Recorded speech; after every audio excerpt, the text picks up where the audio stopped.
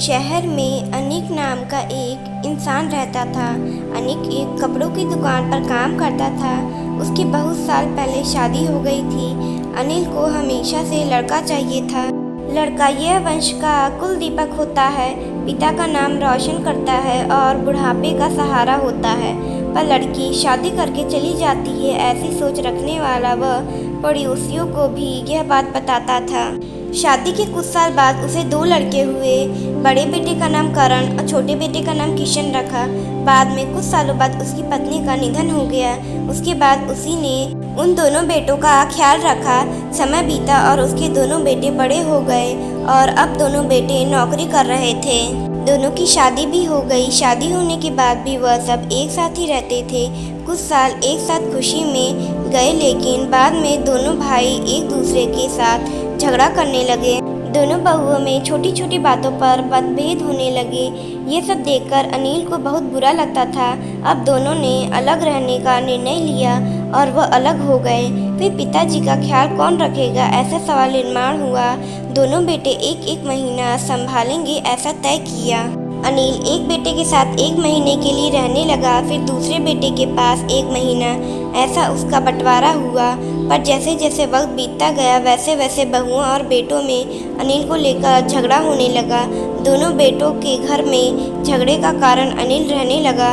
यह बात अनिल को अच्छे से समझ आ रही थी। अब अनिल को पुरानी यादें याद आने लगी थीं। उसने ज़िंदगी में कितनी बड़ी गलती की है, यह उसे अब समझ में आ रही थी। पर अब इसका क्या फ़ायदा। आखिर दोनों बेटों ने पिताजी को वृद्धाश्रम भेजने का निर्णय लिया। एक दिन दोनों ही पिताजी को लेकर वृद्धाश्रम में गए।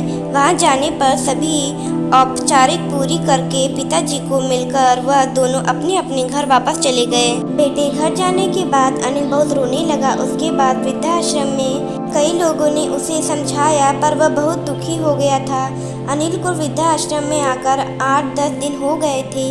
वह किसी से भी बातचीत नहीं करता था और एक पेड़ के नीचे बैठकर विचार में मग्न रहता था। वहाँ के लोग उससे पूछते थे, पर उसने किसी को भी कुछ नहीं बताया। कुछ दिनों में वह एक व्यक्ति से थोड़ा बहुत बोलने लगा।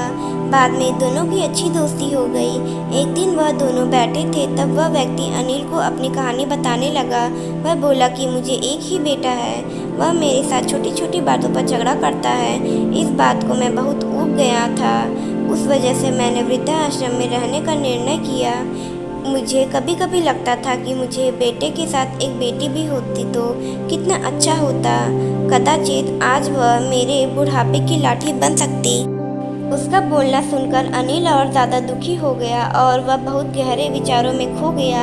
अनिल को दुखी अवस्था में देखकर उसके दोस्त ने इंसान ने पूछा, आप क्या सोच रहे हो? आपके सामने देखो, उस दिखने वाले 2 व्यक्तियों में से एक हमारे वृद्धाश्रम के मालिक हैं। उसका नाम कैलाश सेठ है और दूसरी उनकी बेटी है, उसका नाम आराध्या है। वृद्धाश्रम का सारा काम उसकी बेटी संभालती है। कैलाश सेठ इनको एकमात्र बेटी है। बेटी माँ और पिताजी से बहुत प्यार करती है। उतना ही प्यार वह वृद्धाश्रम के हर एक व्यक्ति से प्यार करती है। पूरी कहानी सुनने के बाद अनिल बोलता है कि मैंने मेरी बेटी को भी नदी के किनारे मंदिर के पास छोड़ा था। ये सुनकर कैलाश सेठ को थोड़ा गुस्सा आया और वह वहाँ से निकलने ही वाले थे। तभी उसी वक्त वह अनिल को पूछते हैं, आपकी बेटी का बर्थ मार्क वगैरह आप बता सकते हो क्या? अनिल ने तुरंत जवाब दिया, हाँ बता सकता हूँ।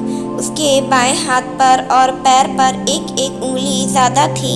ये जवाब सुनकर कैलाश सेठ को विश्वास होता है कि ये आराध्या उसी की ही बेटी है। ये सब सुनकर कैलाश सेठ वहाँ से चला जाता है।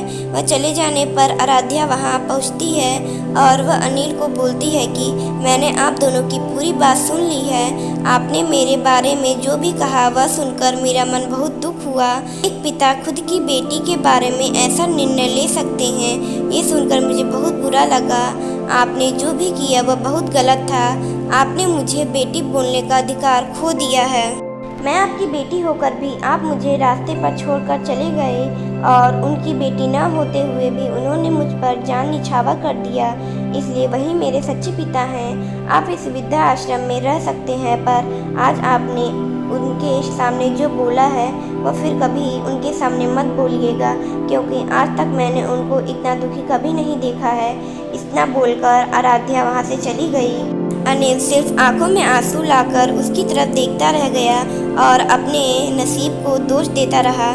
दूसरे दिन सुबह किसी को भी न बताते हुए अनिल वृद्धाश्रम छोड़ चला गया।